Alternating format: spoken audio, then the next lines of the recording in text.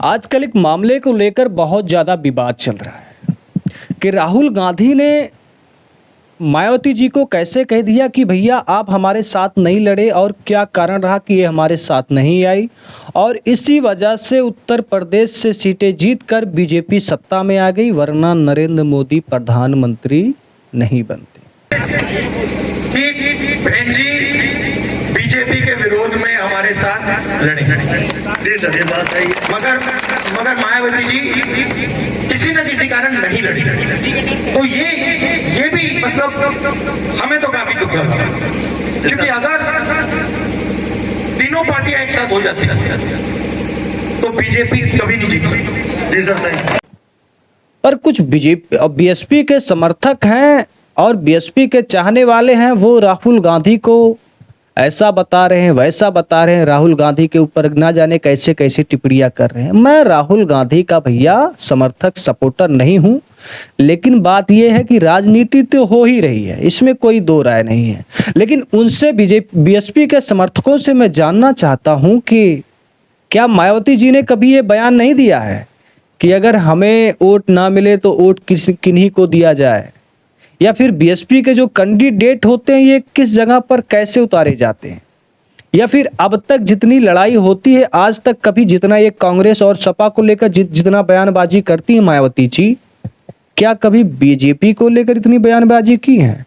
और रही बात अगर भीमराव अंबेडकर की, अगर ये पार्टी मानती है कि भीमराव अंबेडकर के हम सपोर्टर, हम चाहने वाले ज़्यादा हैं, हम असली उनके दलित के चाहने वाले हैं, तो आप बताइए कि इस टाइम पे संविधान के साथ, धाराओं के साथ क्या क्या चीजें हो जा रही, कितना सपोर्ट और कितनी ऊंचे आवाज के साथ मायावती जी मैदान में आई है, कहां कब किस बीजेपी के नेता को बोला है।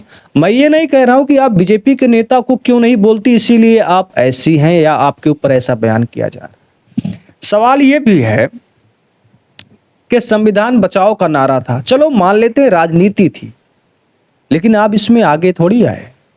क्या आए आप जब भी कोई दूसरा पार्टी कहता है भीमराव अंबेडकर का नाम लेके नारा लगाता, भले ही राजनीति करता हो, पर मायावती जी की टिप्पणी आ जाती है, ऐसा लगता है कि हमारे ही घर में वो हम ही को छीनने आए हैं। कोई बात नहीं, ये तो राजनीति का है, पर आपको समझना और सोचना होगा कि आज लगभग 10 साल 12 साल से, सॉरी 2012 तक था ना, तो लगभग 13 साल से बीएसपी सत्ता में तो नहीं है, लेकिन आपने कभी सोचा कि सत्ता में क्यों नहीं? सभी पार्टियां, अखिलेश यादव हो, राहुल गांधी हो, कोई भी अन्य पार्टियां हो, मैदान में बड़ी मजबूती के साथ उतरती हैं, अच्छे कैंडिडेट के साथ उतरती हैं। यहाँ तो हम जहां जहां रिपोर्टिंग करने के लिए जाते हैं तो लोग खुद बता देते हैं भैया अब वो दम नहीं रह चुका। इनसे ज्यादा महत्व तो अब चंद्रशेखर आजाद रावण को मिलता है, इनसे ज्यादा महत्व। और जो लोग इनको आज भी वोट करते हैं वो लोग खुद कहते हैं कि हमें लगता है कि चंद्रशेखर आजाद ही हमारे एक नेता होंगे, दलित एससी वर्ग वाले। तो ऐसे में बात सही है संविधान पे, और अगर ऐसा हुआ होता, आप समझिए कि अगर ऐसा हुआ होता गठबंधन में समाजवादी पार्टी और कांग्रेस पार्टी और मायावती जी होती, तो भैया कन्फर्म है माहौल तो बदल ही जाता। पूरे देश में मायावती जी का एक अपना वोट है, मायावती जी एक अच्छी नेता हैं और दलित की एससी की नेता बड़ी मानी जाती हैं, वो मैं भी मानता हूं, पूरी दुनिया मानती, पूरा देश मानता है। सवाल है उनकी पार्टियों पर लड़ने का। अब जैसे कांग्रेस 0/0/0 हो गई, क्या कर लिया उसने दिल्ली में, तो ये बातें कह सकती क्योंकि उसने उस टाइप पे काम किया है, भाई नहीं जीत पाए तो कहना है। वैसे ही मायावती जी के ऊपर जब आरोप लगे तो किसी को कितना बुरा क्यों लगे बुरा।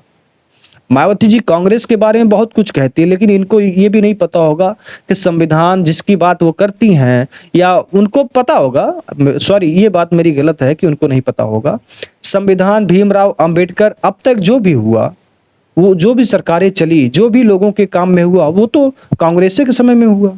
अब आपके हिसाब से कुछ काम नहीं हुआ, हो सकता है कोई भी सरकार, आप खुद ही आप बताइए कि ये 5 साल तक मुख्यमंत्री उत्तर प्रदेश की थी, क्या सबके लिए अच्छा काम किया इन्होंने?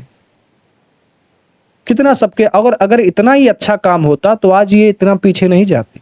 कुछ कारण होगा, फैक्टर होगा, इसीलिए आज ये हाल है। लेकिन सॉरी, मैं किसी के ऊपर ये नहीं कहना चाहता कि भैया किसकी वजह से क्या है, सब अपना अपना है।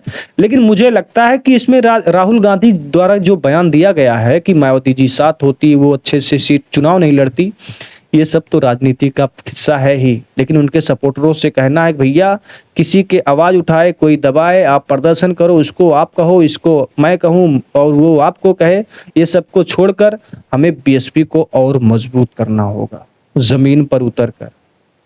और लड़ाई हमेशा विपक्ष से नहीं होती, सत्ताधारी से होती, क्योंकि हमें सत्ता में आना है तो सत्ता को ही गिराना होगा।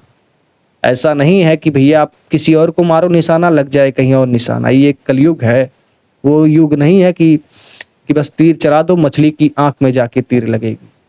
धन्यवाद, नमस्कार, देखते रहिए सौरभ वर्मा ब्लॉग्स।